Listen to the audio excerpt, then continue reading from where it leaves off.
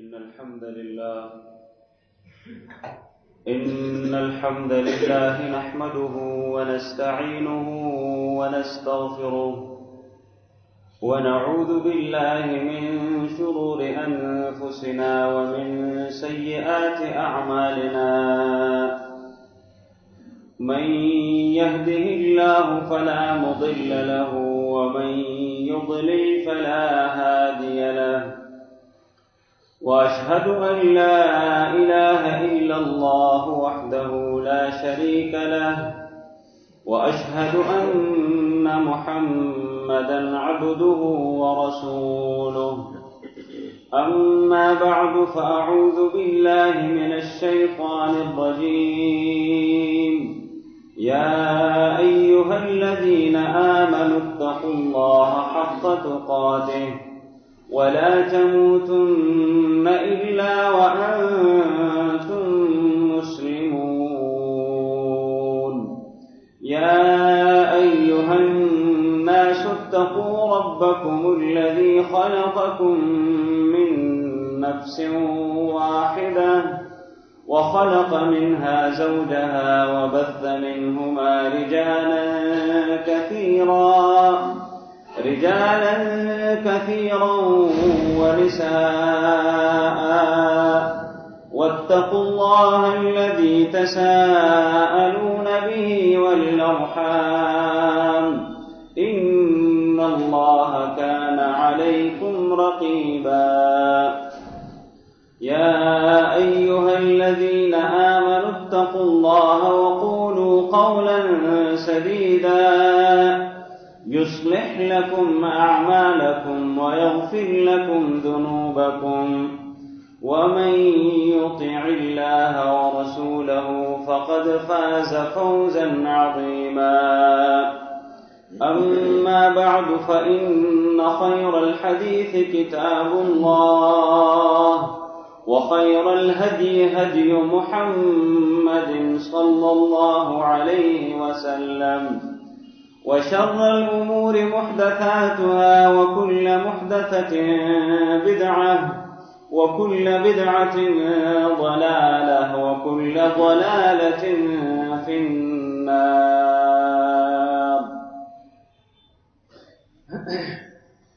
محترم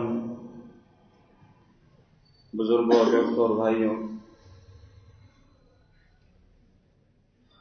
کبیرہ گناہوں کا سلسلہ ہم نے شروع کیا تھا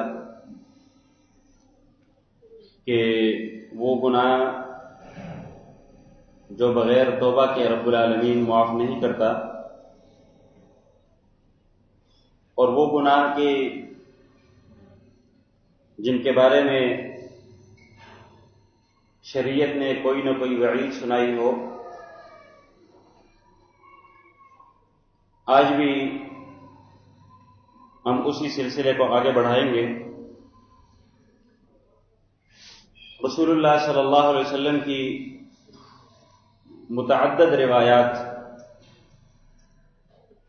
وہ ایسی ہیں کہ جن روایات میں اللہ کے نبی صلی اللہ علیہ وسلم نے جو وعید سنائی بتائی وہ ان الفاظ کے ساتھ ہے کہ فلیس منی، یعنی اگر کسی شخص نے فلاں کام کیا فلیس منی تو وہ مجھ میں سے نہیں. یا کئی روایات میں کئی ایک گناہوں کے ساتھ فلیس منا کا تذکرہ ہے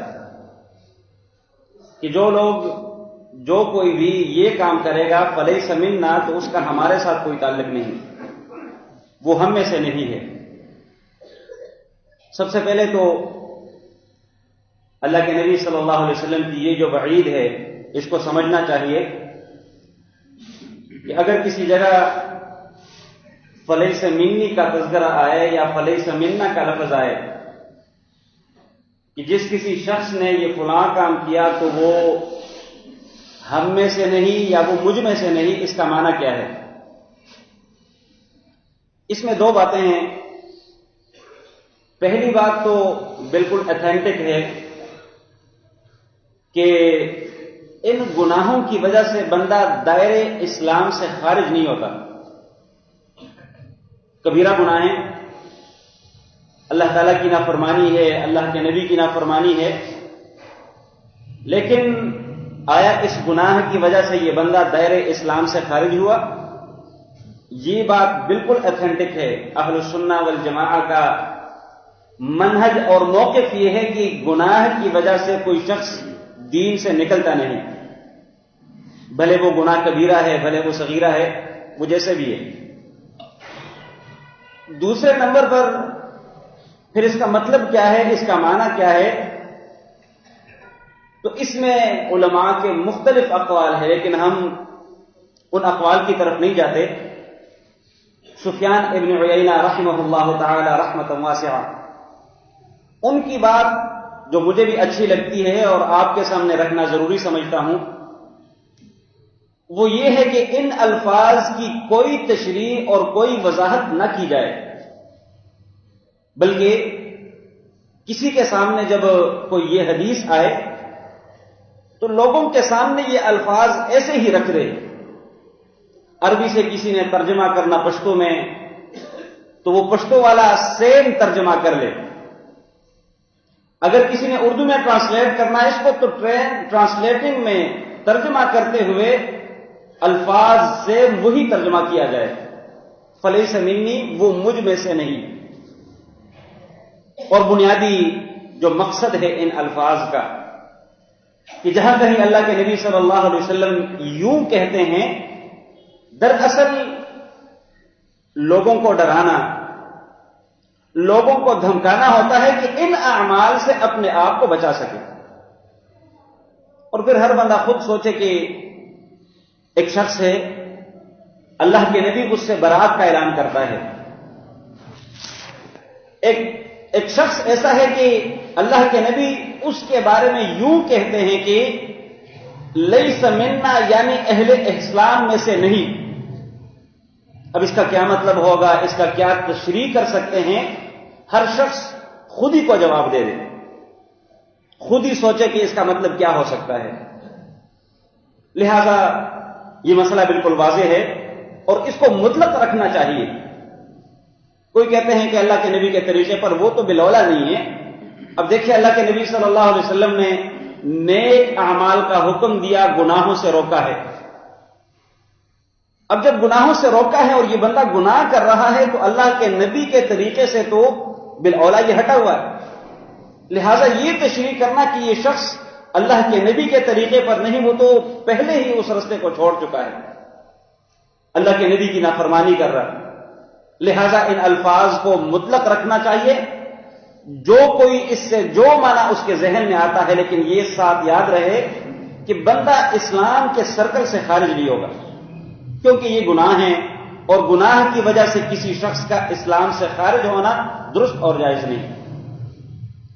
اب ہم آتے ہیں ان احادیث کی طرف یا ان اعمال کے ذکر کرنے کی طرف کہ جن کی وجہ سے اللہ کے نبی صلی اللہ علیہ وسلم نے یوں کہا ہے، فلیس منا یا فلیس منی۔ سب سے پہلے ہم صحیح بخاری کو اٹھاتے ہیں۔ صحیح بخاری میں امام بخاری رحمۃ اللہ تعالی علیہ نے ایک حدیث نقل کی، ذرا غور سے سنیے گا، اور اس حدیث میں ہمارے لیے بہت سارے فوائد ہیں۔ انس بن مالک رضی اللہ تعالیٰ عنہ اس حدیث کے راوی ہیں۔ وہ بیان کرتے ہیں کہ جاء ثلاثة رہط الى بیوت النبی صلی اللہ علیہ وسلم، صحابہ کرام میں سے 3 لوگ وہ اللہ کے نبی کے گھر تشریف لائے، گھروں میں سے کسی گھر میں آئے۔ مقصد ان کا یہ تھا کہ اللہ کے نبی صلی اللہ علیہ وسلم کی عبادات کے متعلق پوچھا جائے کہ اللہ کے نبی صلی اللہ علیہ وسلم کی جو گھر کی عبادتیں ہیں، ایک تو وہ عبادت جو اللہ کے نبی سب کے سامنے کرتے، مسجد میں کرتے، اعلان کرتے، وہ الگ سے ہیں۔ جیسا کہ صحیح مسلم کی ایک روایت میں یہ الفاظ موجود ہیں کہ وہ عبادت جو اللہ کے نبی صلی اللہ علیہ وسلم لوگوں سے چھپ کر کرتے تھے، اعلان نہیں کرتے۔ اور یہ 3 لوگ بڑے عظیم تھے، ایک علی رضی اللہ تعالیٰ عنہ تھے، ایک عمر بن عاص رضی اللہ عنہ، اور تیسرے عثمان بن مظعون رضی اللہ تعالی عنہ۔ اللہ کے نبی صلی اللہ علیہ وسلم گھر میں موجود نہیں تھے۔ انہوں نے ازواج مطہرات سے پوچھا کہ اللہ کے نبی صلی اللہ علیہ وسلم گھر میں کون کون سے اعمال کرتے ہیں. انہیں بتایا گیا کہ اللہ کے نبی صلی اللہ علیہ وسلم رات کو آرام بھی کرتے ہیں، قیام بھی کرتے ہیں. مثال کے طور پر، یا اللہ کے نبی صلی اللہ علیہ وسلم جب ان کا جی چاہتا ہے روزہ رکھ لیتے ہیں، جب جی نہیں چاہتا روزہ نہیں رکھتے. یہ ان کے طریقہ کار ہیں. امام بخاری رحمۃ اللہ تعالی علیہ نے الفاظ نقل کیے کہ انہم تقالوها، جب ان کو ان عبادات کے متعلق بتایا گیا کہ اللہ کے نبی کے عبادات یہ ہیں، انہوں نے ان عبادات کو تھوڑا سمجھا. دراصل ان کے ذہن میں ایک بات آئی، اور وہ بات یہ ہے کہ انہوں نے اس کا اظہار بھی کیا کہ اللہ کے نبی صلی اللہ علیہ وسلم تو ایسے ہیں کہ رب العالمین ان کو معاف کر چکے ہیں. کوئی گناہ نہیں، کوئی خطا نہیں، کوئی غلطی نہیں، بلکہ وہ تو گرانٹڈ جنتی ہیں، مغفور اللہ ہے، ان کو بخشا جا چکا ہے. جبکہ ہمارا معاملہ ایسا نہیں، لہذا ہمیں کچھ زیادہ ہی عبادات کرنی چاہیے. ان میں سے ایک نے ادھر ہی کھڑے کھڑے یہ ارادہ کر لیا، اما انا، رہا میرا معاملہ، فلا اتزوج النساء ابدا، میں نے کبھی شادی نہیں کرنی. کیونکہ جب بندہ شادی کرتا ہے، بچے ہوتے ہیں، اس کی وجہ سے مصروفیات، ظاہری بات ہے ان کا پالنا ہوتا ہے، ان کی خاطر بڑا کچھ کرنا ہوتا ہے.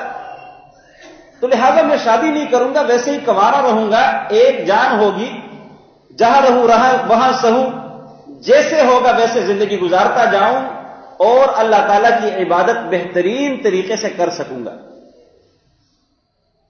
دوسرے صحابی رسول نے کہا کہ اما انا فاصلی ولا ارقد، رہا میرا معاملہ تو میں رات شروع ہوتے ساتھ ہی مصلی پر جاؤں گا، کھڑا رہوں گا، اور پوری رات میں نے عبادت کرنی ہے، مصلی کو چھوڑنا نہیں.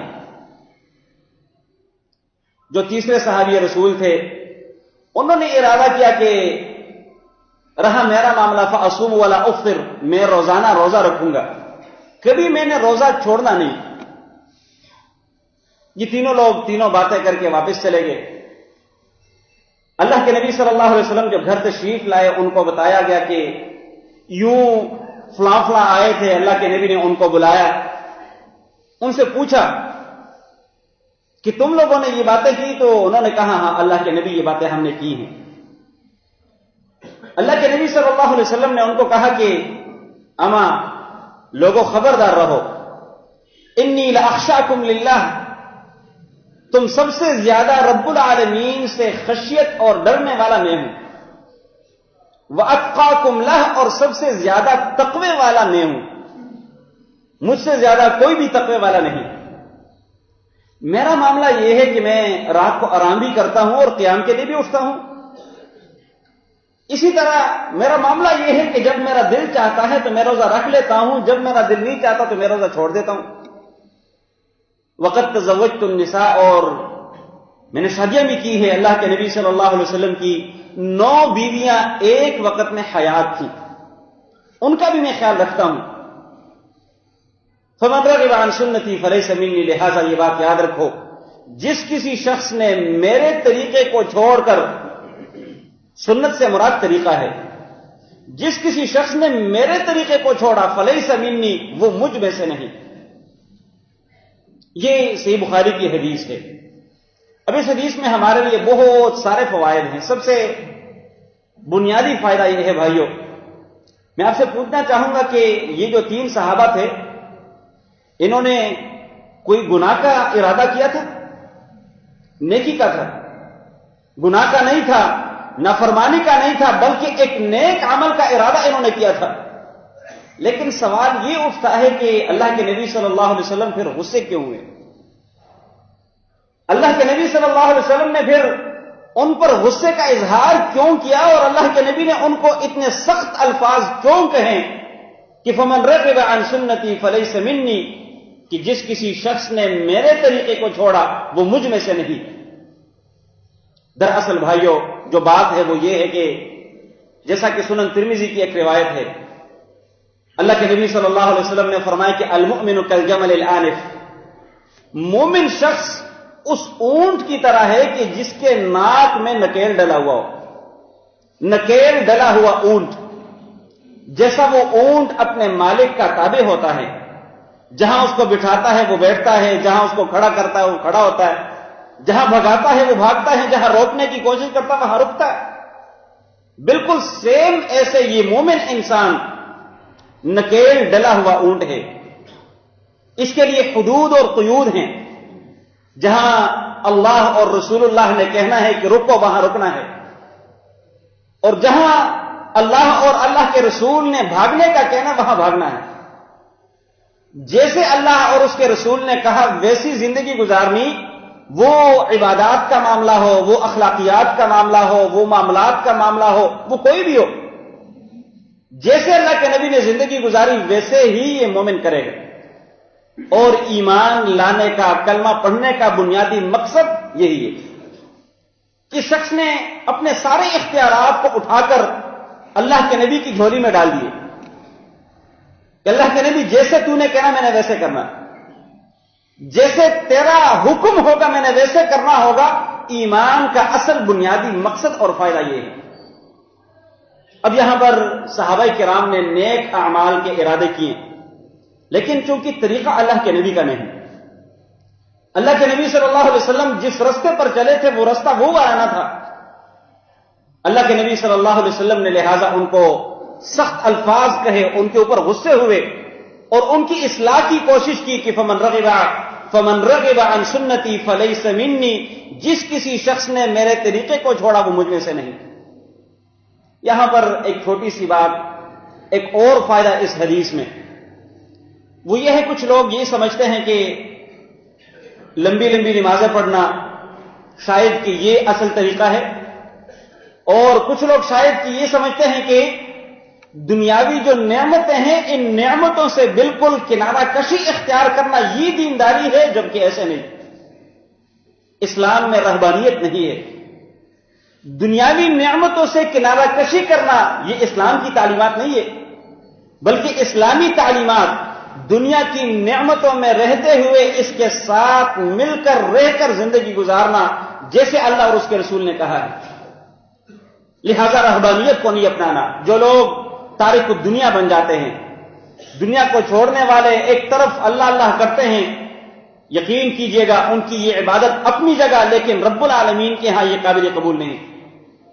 اس کی بنیادی وجہ اگرچہ وہ نیک عمل کرتے ہیں، اگرچہ وہ اچھا طریقہ اپنایا ہوا، لیکن عمل اور مسنون طریقہ اللہ کے نبی کا نہیں، لہذا ان کے وہ اعمال مردود اور باطل ہیں. یہاں پر ایک چھوٹی سی بات، دراصل جو اللہ کے نبی صلی اللہ علیہ وسلم کا طریقہ ہے وہ بہترین اس بنیاد پر ہے کہ کئی مرتبہ جب ایک بندہ دینداری میں حد کو کراس کرتا ہے، غلو کرتا ہے، اور دینداری میں کچھ زیادہ ہی اندر جا گھستا ہے، تو وہاں پر شیطان اس بندے کو بہکانے کے لیے ایک جال پھینکتا ہے، اور وہ جال ہے خود پسندی کا. بندہ پھر خود پسندی میں مبتلا ہوتا ہے، بندہ پھر اپنے آپ کو کچھ سمجھنے لگتا ہے، بندہ پھر اپنی عبادات پر گھمنڈ میں آتا ہے اور سمجھتا ہے کہ اگر عبادت ہے تو میری ہے، ایمان ہے تو میرا ہے، عبادات ہیں تو میرے عبادات ہیں، اخلاق اور معاملہ ہے تو میرا ہے، باقی تو سارے کچھ بھی نہیں کر رہے. اور اس کا جو خطرناک ترین ایک نتیجہ نکلتا ہے، اس عمل کی وجہ سے بنیادی طور پر جو ایک چیز سبب بن رہی ہے وہ دینداری ہے. دینداری میں غلو کرنا، دینداری میں اندر جھا گھسنا، اللہ کے نبی کے مسنون طریقے کو چھوڑ کر آگے جانا، اور پھر بندہ شیطان کے اس جال میں پھنستا ہے، خود پسندی میں مبتلا ہوتا ہے، اور پھر دوسرے مسلمان اسے مسلمان نظر نہیں آتے. پھر اس کی کیفیت یہ ہوتی ہے، آخر جو نتیجہ نکلتا ہے وہ نتیجہ یہ ہوتا ہے کہ وہ بندہ یہ سمجھتا ہے کہ اگر مسلمان ہوں تو میں ہوں، یہ باقی تو سارے کچھ بھی نہیں. سجدے ہیں تو میرے ہیں، عبادات ہیں، عقیدہ ہے، منہج ہے، نظریہ ہے، جو کچھ ہے وہ تو میرا ہے، میں ہی کر رہا ہوں، باقی تو کچھ بھی نہیں کر رہے. جیسا کہ اللہ کے نبی صلی اللہ علیہ وسلم کی ایک معروف روایت، جس میں اللہ کے نبی صلی اللہ علیہ وسلم نے یہ فرمایا ہے کہ 3 اعمال ایسے ہیں جو بندے کو نجات دلاتے ہیں، اور 3 اعمال ایسے ہیں کہ جو بندے کو تباہ و برباد کر کے رکھ دیتے ہیں۔ ان 3 اعمال میں سے جو برباد کرنے والے ہیں، سب سے آخر میں جو اللہ کے نبی صلی اللہ علیہ وسلم نے جس کا تذکرہ کیا وہ ہے اعجاب المرء بنفسہ، کسی بندے کا خود پسندی میں مبتلا ہو جانا، کسی بندے کا گھمنڈ میں آ جانا، خود پسندی میں مبتلا ہو جانا، خود پسندی کا شکار ہو جانا اور اپنے آپ کو کچھ سمجھ بیٹھنا۔ اللہ کے نبی صلی اللہ علیہ وسلم نے فرمایا وہی اشدہن، اگرچہ اس تیسری چیز کے ساتھ جو 2 اور ہیں وہ بھی بندے کو ہلاک و تباہ کر کے رکھ دیتے ہیں، لیکن ان تینوں میں سے سب سے خطرناک یہ آخر والا ہے۔ اور اسی کے ساتھ ریلیٹڈ پھر جب اس کے اور نتیجے نکلتے ہیں، بندہ دوسرے کو مسلمان نہیں سمجھتا، ان کے اوپر کفر کے فتوے لگائے جاتے ہیں، اور پھر اس غلو کا نتیجہ یہ ہوتا ہے کہ آخر کار پھر مسلمان کو مسلمان نہ سمجھ بیٹھنا، اس کے اوپر کفر کا فتویٰ لگا دینا، اس کی وجہ سے ہوتا یہ ہے کہ اس کے مال کو یہ بندہ اپنے لیے حلال تصور کرتا ہے، کیونکہ وہ بندہ اس کی نظر میں مسلمان ہے ہی نہیں، اس کی عزت کو اپنے لیے حلال تصور کرتا ہے کہ اس بندے کی عزت میرے لیے بالکل حلال ہے، بالکل جائز ہے۔ یہ سارے کے سارے نتائج پھر نکلتے ہیں کس وجہ سے؟ غلو کی وجہ سے۔ کس وجہ سے؟ اللہ کے نبی صلی اللہ علیہ وسلم کے مسنون طریقے کو چھوڑنے کی وجہ سے۔ فلیس منی، جو اللہ کے نبی صلی اللہ علیہ وسلم نے فرمایا کہ وہ شخص مجھ میں سے نہیں، یہ سارے کے سارے نتائج جو نکلتے ہیں بنیادی وجہ یہ ہے۔ یہاں پر ایک چھوٹی سی بات اور بھی یاد رکھیے گا، اعمال بھلے جتنے نیک ہوں، کام بھلے جتنے اچھے ہوں، لیکن اعمال اور ان کاموں میں اللہ کے نبی صلی اللہ علیہ وسلم کا مسنون طریقے کا ہونا لازمی اور ضروری ہے۔ بڑے لوگ آپ کو نظر آئیں گے جو کہ دین کے نام پر اعمال کرتے ہیں، دین کے نام پر دین کا لیبل لگایا ہوا ہے، اور ظاہر میں وہ کام بھی نیکی کے ہیں، وہ اعمال بھی اچھے ہیں، برے نہیں، بھلے اعمال ہیں، لیکن اس کے باوجود وہ اعمال قابل قبول نہیں۔ جیسا کہ سورۃ الغاشیہ میں رب العالمین کا یہ فرمان موجود ہے، کل قیامت کے دن کچھ لوگ ایسے ہوں گے کہ جن لوگوں نے دنیا میں رہتے ہوئے بہت نیک اعمال کیے ہوں گے، اور ان اعمال کی وجہ سے، ان نیک اعمال کی وجہ سے وہ تھکاوٹ ان کے چہروں پر نمودار ہوگی۔ عاملۃ ناصبۃ، وہ لوگ، وہ چہرے ایسے ہوں گے جو عمل کرنے والے ہیں، جنہوں نے بہت سارے نیک اعمال کیے، ناصبۃ، تھکے ہوئے نیک اعمال کر کر کے، لیکن اس کے باوجود تصلا نارا حامیہ، گرم آگ میں وہ دھکیلے جائیں گے، بھڑکتی ہوئی آگ میں وہ داخل ہوں گے۔ وجہ کیا ہے؟ نیک اعمال ضرور کیے لیکن اللہ کے نبی کے طریقے پر نہیں، نیک اعمال ضرور ہیں لیکن اللہ کے نبی کے مسنون عمل سے ہٹ کر ہے، جیسا کہ اللہ کے نبی نے فرمایا کہ فلیس منی، اس شخص کا میرے ساتھ کوئی تعلق، کوئی واسطہ نہیں ہے۔ لہذا ہمارے لیے فائدہ یہ ہے اس حدیث میں، اس واقعے میں، کہ ہم اپنے اعمال کو تھوڑا سا جانچیں، تھوڑا سا پڑتال کریں۔ کہیں ایسا نہ ہو کہ میں 60 سالہ میری زندگی گزری ہو اور میں نے کبھی اپنے اعمال کے متعلق کوئی فکر ہی نہ کی، میں نے یہ سوچا ہی نہ ہو کہ بھئی میں یہ کام کر تو رہا ہوں لیکن ذرا دیکھو تو صحیح میرے نبی کا عمل ایسا ہی تھا۔ اور یہ بات یاد رکھیے گا، اللہ کے نبی صلی اللہ علیہ وسلم کی معروف روایت ہے، اللہ کے نبی صلی اللہ علیہ وسلم نے فرمایا کہ ترکتکم علی ملت بیضاء، اے لوگو میں نے تمہیں ایک ایسی ملت، ایک ایسے دین پر چھوڑا ہے جو بالکل روشن ہے، بالکل واضح ہے، لیلھا کنہارھا، ایسا روشن دین ہے، ایسا واضح دین ہے کہ جس کی رات بھی ایسے ہی روشن ہے جیسے دن روشن ہوتا ہے، کوئی ڈھکی چھپی بات نہیں، کوئی پوشیدہ مخفی بات نہیں۔ لہذا ہمیں کوشش یہ کرنی ہے، ہمیں سوچنا یہ ہے کہ میں ذرا اپنے دین کو دیکھوں تو صحیح، میں یہ جو عمل کر رہا ہوں، نماز پڑھ رہا ہوں مثال کے طور پر، صدقہ خیرات دے رہا ہوں مثال کے طور پر، دعا کر رہا ہوں مثال کے طور پر، میں ذرا دیکھوں تو صحیح کہ یہ عمل میرے نبی کا ہے یا نہیں، میرے نبی نے یہ کام ایسے کیا یا نہیں۔ کہیں ایسا نہ ہو کہ میں اس خوش فہمی میں مبتلا رہوں. کہیں ایسا نہ ہو کہ میں اس خوش فہمی میں مبتلا ہوتا ساری زندگی گزار دوں کہ بھئی میں تو نیک عمل کر رہا ہوں. اور یہ بات یاد رکھیے گا بھائیو، بدعت اسی چیز کا نام ہے. بدعت کا معنی یہ دین میں کوئی نئی چیز. من احدث فی امرنا ھذا ما لیس منہ فہو رد. کل محدثۃ بدعہ، دین میں ہر نئی چیز بدعت کہلاتی ہے. بدعت نام ہی اس چیز کا ہے جو دین کے نام پر میرے نبی نے نہیں کیا، میرے نبی کا طریقہ نہیں، اور دین کے نام پر کوئی کام نکالا جائے اسے بدعت کہتے ہیں. اور اسی وجہ سے سفیان علیہ الرحمہ کہا کرتے تھے کہ شیطان بنسبت گناہ کے بدعت پر زیادہ خوش ہوتا ہے. ایک مسلمان کو بدعت میں مبتلا کر دے، ایک بدعی عمل میں اس کو لگا لے، شیطان کو زیادہ خوشی ہوتی ہے بنسبت اس کے کہ کسی کو گناہ پر لگا لے. کیونکہ اس کی بنیادی وجہ یہ ہے، جب کوئی بندہ گناہ کرتا ہے، گناہ جتنا مرضی وہ کرتا رہے، لیکن جب بھی وہ کرتا ہے اس کے اندر سے ایک آواز آتی ہے کہ بھئی تیرا یہ کام غلط ہے. ساری عمر میں اس نے وہ گناہ کیا ہوگا، لیکن جب بھی وہ کرتا ہے تو اسے اندر سے ایک آواز آتی ہے، بھلے وہ نہ مانے وہ الگ سے بات، لیکن اس کو اندر سے ایک یاد دہانی، ایک ریمائنڈر، اسے ایک آواز آتی ہے کہ بھئی تمہارا یہ کام غلط ہے لہذا نہ کر. اور آخر کار کبھی ایک موقع آتا ہے کہ وہ اس برے عمل سے توبہ کر جاتا ہے.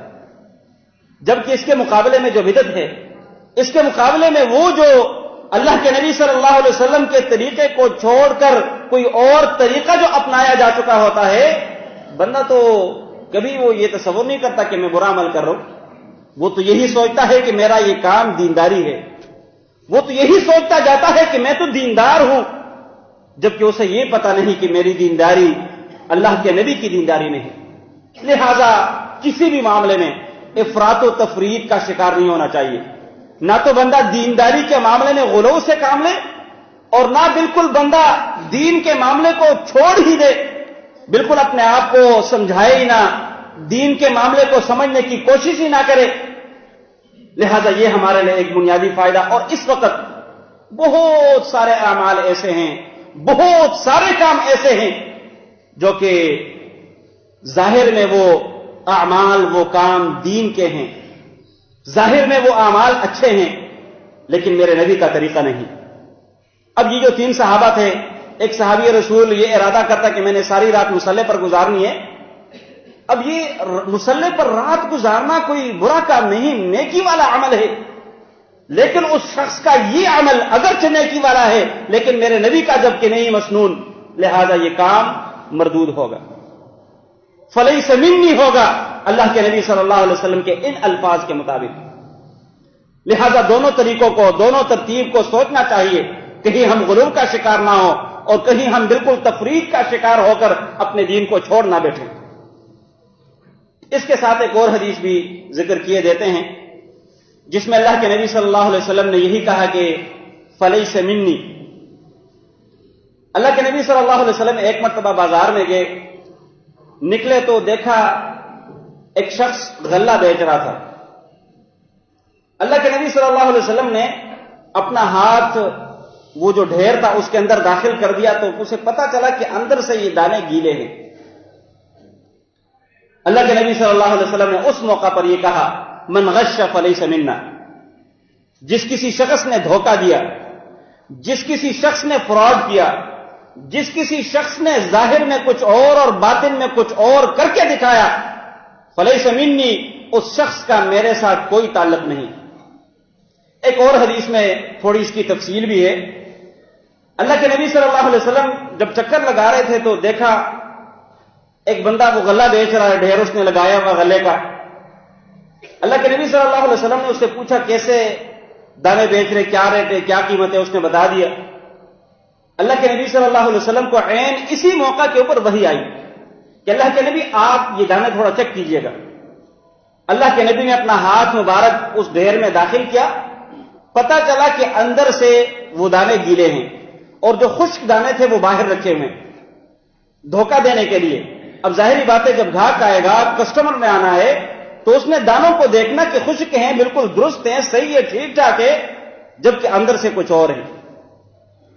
اللہ کے نبی صلی اللہ علیہ وسلم نے اس سے پوچھا کہ بھئی تو نے یہ سارے دانے سامنے کیوں نہیں رکھے تاکہ کسٹمرز کو پتا چلے کہ بھئی یہ کچھ دانے گیلے ہیں اور کچھ سوکھے ہوئے اور اس کے مطابق وہ ریٹ اور بھاؤ لگا کر آپ سے لے اگر لینا چاہے تو، تاکہ چیز اس کے سامنے ہو، اس کے واضح ہو۔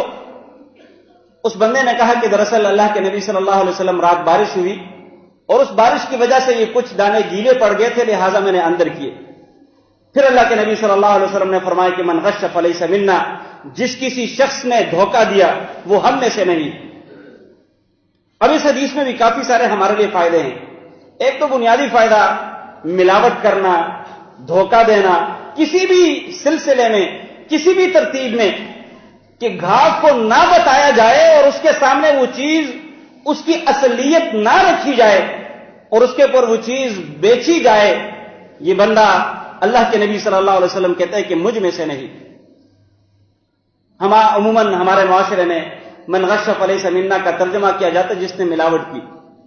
ملاوٹ بھی دھوکہ ہے، لیکن یہ بات یاد رہے کہ اس کا لفظی معنی ہے دھوکہ کسی بھی معاملے میں۔ اور پھر یہ حدیث آپ نے کئی جگہ پر لکھی ہوئی دیکھی ہوگی، بالخصوص دودھ والی دکانوں پر، من غش فلیس منا، جس کسی شخص نے ملاوٹ کی، ترجمہ بھی ملاوٹ والا کیا ہوتا ہے، جبکہ ملاوٹ ترجمہ نہیں، دھوکہ ترجمہ ہے، اور وہ کسی بھی معاملے میں۔ اب مثال کے طور پر عموماً آپ منڈی میں چلے جائیں، فروٹ منڈی میں چلے جائیں یا سبز منڈی میں چلے جائیں، ہوتا یہ ہے کریٹ کے اوپر دانے بڑے اچھے ہوتے ہیں لیکن اندر گند ہوتا ہے، خراب دانے ہوتے ہیں، وہ والے نہیں ہوتے جو سامنے دکھائی دے رہے ہوتے ہیں۔ لہذا من غش فلیس منا، جس کسی شخص نے دھوکہ دیا وہ ہم میں سے نہیں۔ اسی طریقے سے ایک بندہ مثال کے طور پر اس کو اس کی اصلیت کا پتہ ہے، موبائل فروخت ہے مثال کے طور پر، وہ موبائل بیچتا ہے، اس کو اس کی حقیقت کا پتہ ہے لیکن اس نے اس حقیقت کو چھپایا ہوا ہے۔ کسٹمر کے سامنے وہ چیز سامنے رکھتا ہے کہ جو اصل ہو، جو بہترین ہو، جو کہ عموماً دکاندار ایسا کرتے ہیں، دکھاتے کچھ اور ہیں اور پھر جب ڈبے میں ڈالتے ہیں تو کچھ اور ڈال کے دیتے ہیں۔ من غش فلیس منا، جس کسی شخص نے دھوکہ دیا وہ ہم میں سے نہیں۔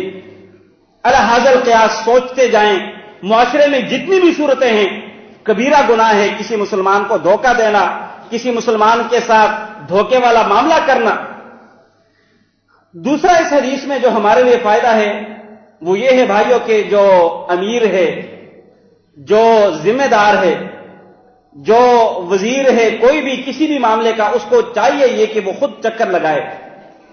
اللہ کے نبی صلی اللہ علیہ وسلم جہاں نبی تھے وہاں وہ حاکم بھی تھے، جہاں وہ وہی لوگوں کو اللہ کی طرف سے وہ پیغام پہنچاتے ہوتے تھے، وہاں اللہ کے نبی صلی اللہ علیہ وسلم مدینے کے ریاست کو قائم کرنے والے ایک بہترین گورنر کہہ لے، ایک بہترین حاکم کہہ لے، ایک بہترین لیڈر تھے، اور باقاعدہ طور پر چیک کرتے ہوتے تھے اور لوگوں کو پھر ان کے حقوق دلانے کی کوشش کرتے ہوتے تھے۔